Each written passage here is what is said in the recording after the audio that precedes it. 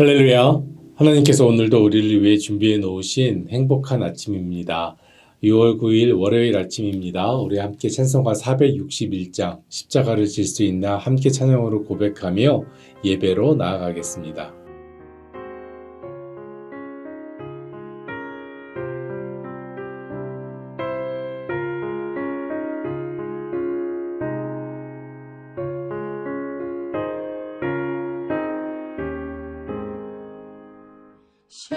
십자가를 질 수 있나 주가 물어보실 때 죽기까지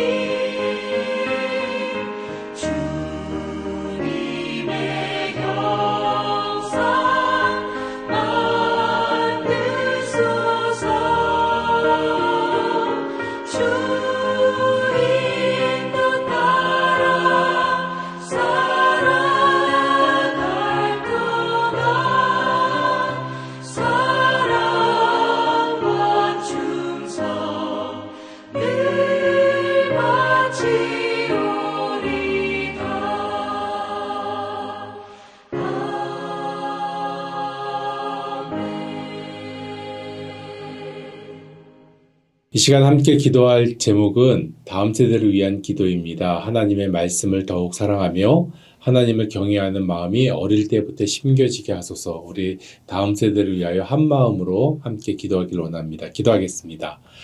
사랑해 주 하나님 참으로 감사합니다. 주님께서 부르실 때에 우리가 그 부르심에 회피하지 않고 응답하는 삶이 될 수 있도록 우리가 찬양한 그대로 사랑과 충성 늘 바치겠습니다 라고 하는 그 고백이 우리의 삶 가운데 이어질 수 있도록 인도하여 주시옵소서.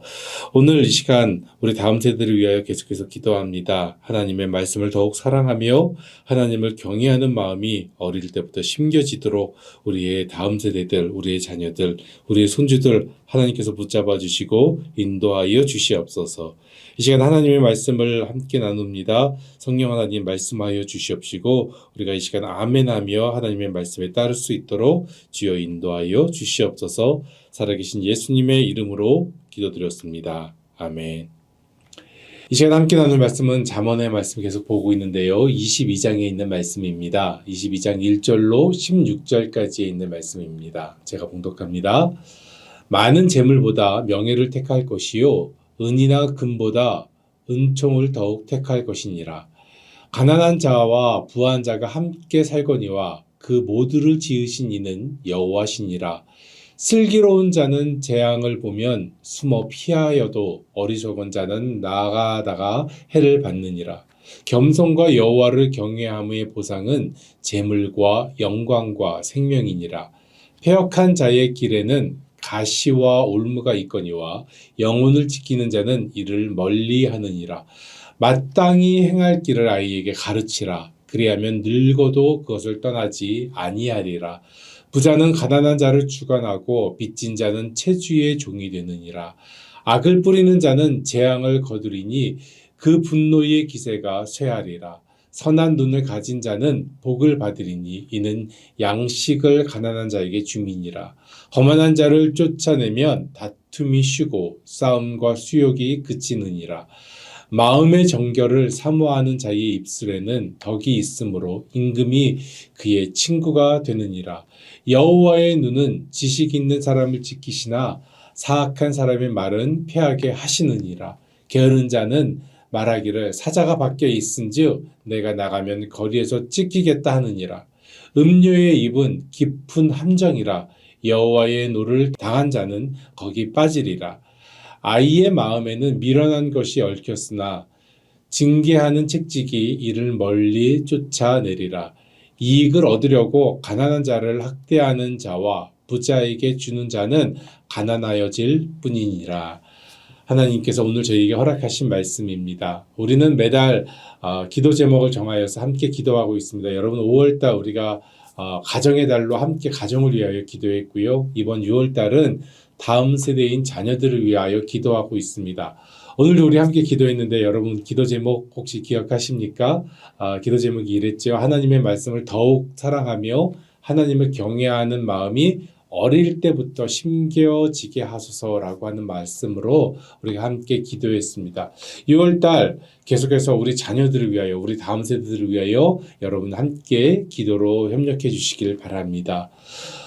다음 세대를 위하여 자녀들을 위하여 기도한다는 것은 정말 중요한 것 같습니다. 왜냐하면 그 기도가 자녀의 삶과 그 영혼과 그 모든 인생 가운데 자리를 성경 안에서 믿음 안에서 자리 잡게 하기 때문이라는 것이지요. 또한 성령의 열매로 나타나 믿음의 길을 걷게 하고 그 영혼과 그 삶이 하나님의 말씀으로 살아나기 때문이라는 것입니다. 하나님께서 그 모든 기도 지금도 듣고 계시고요. 그리고 그 자녀들의 길에 깊이 간섭하셔서 이끌어 주심을 믿습니다.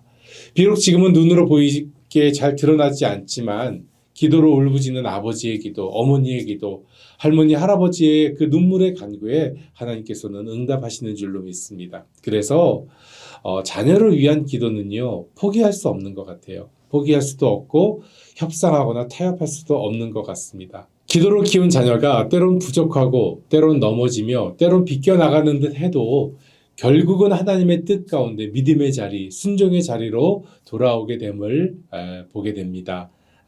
이 고백 안에는 저의 고백도 저의 모습도 있는 것 같습니다. 그러면 우리가 눈물로 간구하는 자녀에게 어떻게 가르쳐야 할까요? 어떻게 믿음의 삶을 살게 할 것일까요? 그것이 결코 쉽지는 않은 것 같습니다. 우리도 부모를 처음 해보는 것이고요. 할머니, 할아버지도 처음 해보는 것이기 때문일지도 모르겠어요. 어떻게 우리 자녀에게 올바른 믿음과 믿음의 교육을 할 수 있을까요? 어떻게 우리 손주에게 신앙의 유산을 물려줄 수 있을까요? 오늘 이 어려움을 하나님께서 잠언의 말씀에서 우리에게 말씀하고 계십니다. 6절에 있는 말씀 다시 한번 볼까요? 마땅히 행할 길을 아이에게 가르치라. 그리하면 늙어도 그것을 떠나지 아니하리라 말씀합니다. 이거와 비슷한 말씀이 있죠. 에베소서 6장 4절에 있는 말씀입니다. 또 아비들아 너희 자녀를 노엽게 하지 말고 오직 주의 교훈과 훈계로 양육하라 라고 말씀하십니다. 에베소서 6장 4절의 말씀, 오직 주의 교훈과 훈계로 양육하는 것이 마땅히 행할 길이며 아이에게 가르쳐야 한다는 것을 우리가 오늘 성경을 통하여 알게 됩니다. 아비의 경험과 어미의 지식이 아니라 오직 주님의 교훈과 훈계로 양육하는 것, 이것이 참된 부모가 믿음의 자녀에게 물려줄 가장 위대한, 가장 귀한 유산인 것이죠. 대표적인 것들을 품고 알려주는 말씀이 바로 이 잠언에 잘 정리되어 있는 것 같습니다. 오늘 본문 잠언 22장 우리 함께 묵상 중에 있는데요. 솔로몬의 잠언 가운데 첫 번째 모음인 젊은이들을 위한 제1잠언에 이어서요. 제2잠언인 375개로 이루어진 여러 주제의 지혜의 말씀들이 이루어져 있습니다. 오늘 말씀은요. 이 솔로몬의 두 번째 잠언 중 맨 마지막 장인 22장에 있는 말씀입니다. 22장은 우리가 하나님의 자녀로 어떻게 살아야 하는지에 대해서 가르쳐주고 있습니다. 본문의 말씀을 다시 한번 묵상해 보기 원하는데요. 제가 오늘 1절에서부터 6절까지의 말씀을 메시지 성경으로 봉독하겠습니다. 1절에 이렇게 나옵니다. 좋은 평판이 벼락부자가 되는 것보다 낫고 넓은 도량이 은행에 쌓인 돈보다 낫다. 2절입니다. 부유한 사람과 가난한 사람은 동등한 존재다. 하나님께서 그들 모두를 지으셨다. 3절입니다. 신중한 자는 문제를 미리 알고 피하지만 어리석은 자는 되는 대로 살다가 호되게 당한다. 4절 말씀입니다. 온유하고 하나님을 경외하는 사람은 재산과 영예와 만족스러운 삶을 보상으로 받는다. 5절입니다. 마음이 삐뚤어진 자는 곳곳이 파인 진창투성이 위험한 도로를 다닌다. 그 길로 얼씬도 하지 않는 것이 좋다. 6절에 있는 말씀입니다. 자녀에게 올바른 길을 알려주어라. 나이가 들어서도 길을 잃지 않을 것이다. 벼락부자보다 평판을, 명예를, 은금보다 은총을, 은혜를, 가난한 자, 부유한 자 모두 여호와께서 지으셨고 겸손과 여호와를 경외함의 보상은 재물과 영광과 생명이라고 이야기합니다. 패역한 자, 마음이 삐뚤어진 자는 곳곳이 파인 진창투성이라고 위험한 도로라고 말씀하시면서 영혼을 지키는 자는 이것을 멀리한다고 오늘 말씀하십니다. 그리고 6절에 있는 말씀, 자녀에게 올바른 길을 알려주어라. 그러면 나이가 들어서도 길을 잃지 않을 것이다 라고 말씀하고 있습니다. 그렇다면 사랑하는 성도 여러분, 올바른 길, 마땅히 행할 길이란 무엇일까요? 아마도 그 당시 이스라엘 유다 백성에게 마땅한 길은 신명기에 나와 있는 말씀일 것 같아요. 6장과 11장에 나와 있는 말씀, 대표적인 말씀 두 군데를 좀 한번 보고 나가기를 원합니다. 신명기 6장 4절로 5절에 있는 말씀, 우리가 너무나도 잘 알고 있는 말씀이지요.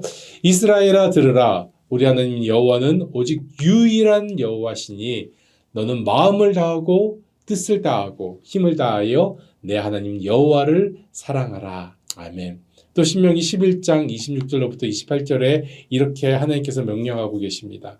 내가 오늘 복과 저주를 너희 앞에 두나니 너희가 만일 내가 오늘 너희에게 명하는 너희의 하나님 여호와의 명령을 들으면 복이 될 것이요. 너희가 만일 내가 오늘 너희에게 명령하는 도에서 돌이켜 떠나 너희의 하나님 여호와의 명령을 듣지 아니하고 본래 알지 못하던 다른 신을 섬기면 저주를 받으리라. 한국의 어느 연예인 엄마의 고백을 본 적이 있습니다. 그 연예인 어머니가 이렇게 고백하는 것을 들었어요. 시리에 빠진 자신과 자녀의 앞날을 위해서 이민을 선택하였다고 합니다. 그리고 이민 생활을 시작하였습니다. 이민 와서 생활하다 보니까 생각보다 적응하기가 너무나 어려웠고요. 한국에서의 인기도 사라지고 사람들에게 잊혀져 가고요. 또한 생활이 점점 빠듯해지는 것이 너무 힘들었다고 합니다. 본인도 낯선 환경에 어렵게 살아가는데 잘 되리라고 생각했던 이 자기의 아들 외국 학교 생활을 적응하면서 적응을 잘 못하였고 또한 사춘기를 겪으면서 엄마인 본인과 함께 점점 악순환으로 빠져들었다고 합니다. 어려운 생활과 낯선 환경 가운데 이 여인은 다른 것이 아무것도 할 게 없었고요. 오직 하나님 앞에 무릎 꿇는 것밖에 아무 할 것이 없었다고 고백합니다. 그렇게 매일 기도로 하나님께 눈물로 간구하던 중에 이 엄마는 아이에게 가장 중요한 것을 가르치지 않았다는 것을 알게 되었다고 해요. 바로 여호와 하나님을 알고 주님을 사랑하는 것, 이것이 사랑하는 아이에게 가장 중요함을 깨달았다고 합니다. 그리고 큰 결단을 하게 합니다. 아이가 여태까지 배우던 여러 가지 공부를 학업 중심의 공부들을 잠시 중단시키고 목사님에게 부탁했대요. 다른 거 말고 과외 공부로 성경을 가르쳐 주십시오. 여러분 얼마나 큰 결단입니까? 아이가 학업도 학교 생활도 그렇게 훌륭하게 해내지 못하는데 다른 공부를 다 멈추고 이 아이에게 성경 공부만 과외로 가르쳤다는 거예요. 이 결단 후에 아이에게 놀라운 변화가 일어나기 시작했습니다. 엄마와 같이 새벽 기도를 나가고 엄마와 함께 앉아서 찬양과 예배를 드리고 아들과 나란히 앉아서 예배를 드리는 날이 올 줄 몰랐는데 꿈 같은 상상들이 이제 펼쳐지고 있었다고 고백합니다. 그래서 그분이 맨 마지막에 이렇게 고백해요. 그분의 고백입니다. 결국 양육의 목적은 하나님의 자녀의 주인 되심을 자녀가 깨닫게 하는 것이다. 그리고 부모가 하나님과 친밀한 관계를 유지함으로 그 모습을 보고 배워 하나님 손 붙들고 갈 수 있게 하는 것이다. 잊지 말자. 자녀는 내 소유가 아니다.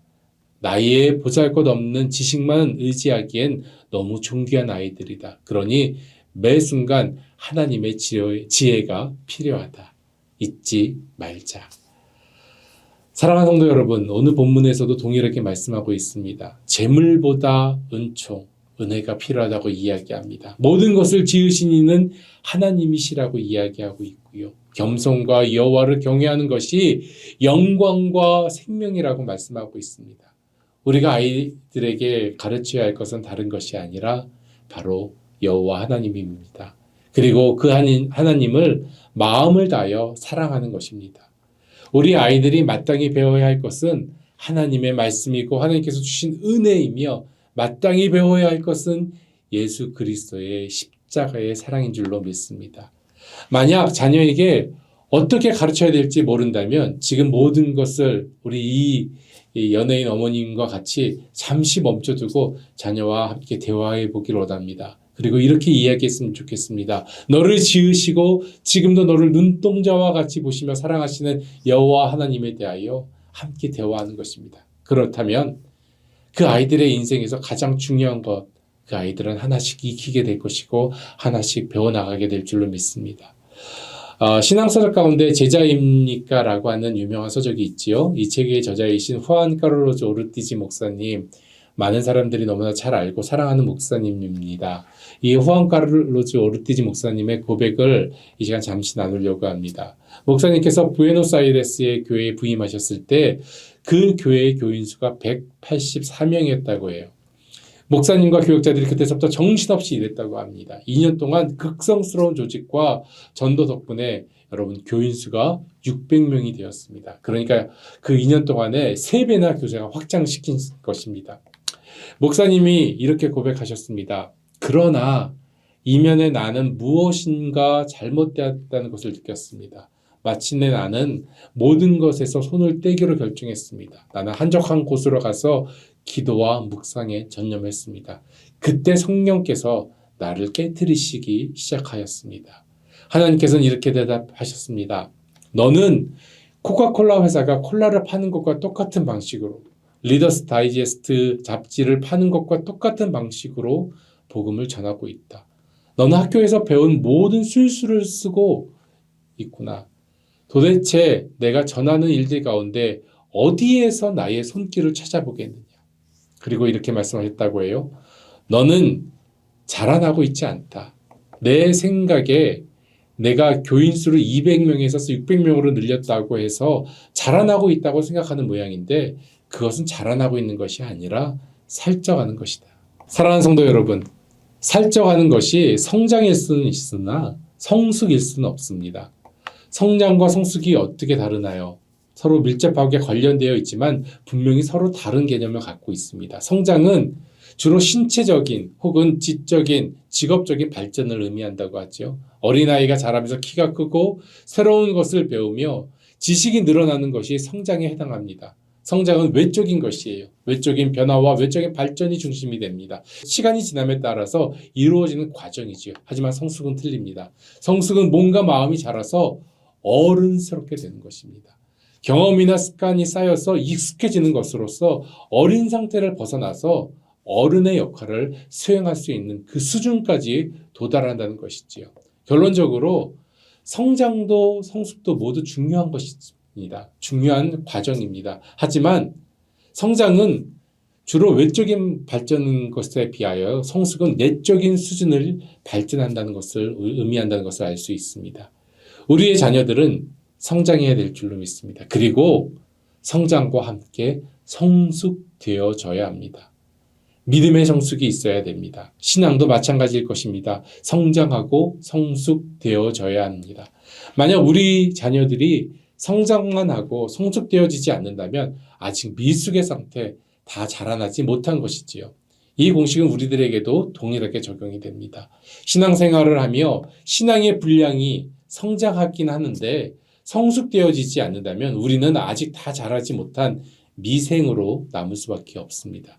우리의 믿음은 성장하고 말씀 속에서 성숙되어져야 될 줄로 믿습니다. 오늘 본문의 말씀, 이 잠언의 말씀은 믿음으로 성장하고 말씀으로 성숙되어지기 위하여 다음 같은 지혜의 말씀을 계속해서 말씀하고 있죠. 오늘 잠깐 8절에서도 11절에 있는 말씀을 다시 한번 봉독합니다. 메시지의 성경인데요. 여러분 잘 경청해 주시기 바랍니다. 8절입니다.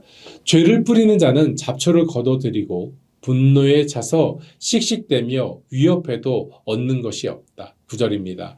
너그럽게 베푸는 손은 복을 받을 것이니 가난한 이에게 빵을 나누어 주기 때문이다. 10절입니다. 말썽꾼을 쫓아내야 사태가 진정되고 다툼과 불평에서 벗어날 수 있다. 마지막 11절이죠. 하나님은 마음이 깨끗하고 말씨가 좋은 사람을 사랑하신다. 훌륭한 지도자 또한 그와의 사귐을 기뻐하신다. 믿음으로 성숙되어진 믿음의 사람은 하나님의 말씀을 듣게 됩니다. 사랑하는 성도 여러분, 이 생명의 말씀들이 우리들의 귀에만 들리는 것이 아니라 우리들의 귀와 우리들의 심령에 들리고 또한 우리들의 자녀들에게 다음 세대에게 믿음의 유산으로 남겨지기를 소망합니다.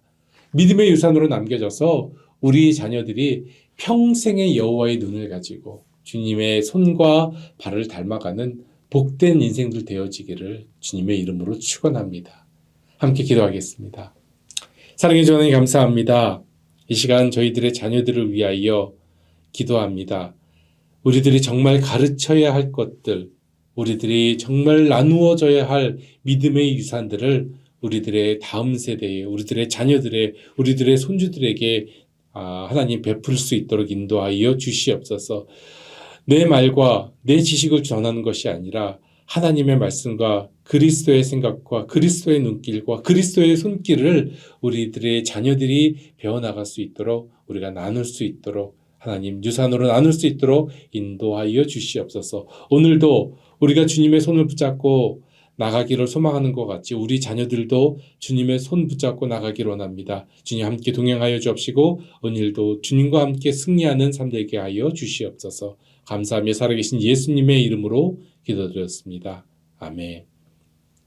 계속해서 여러분 가지고 있는 기도의 제목 가지고 기도로 나아가겠습니다.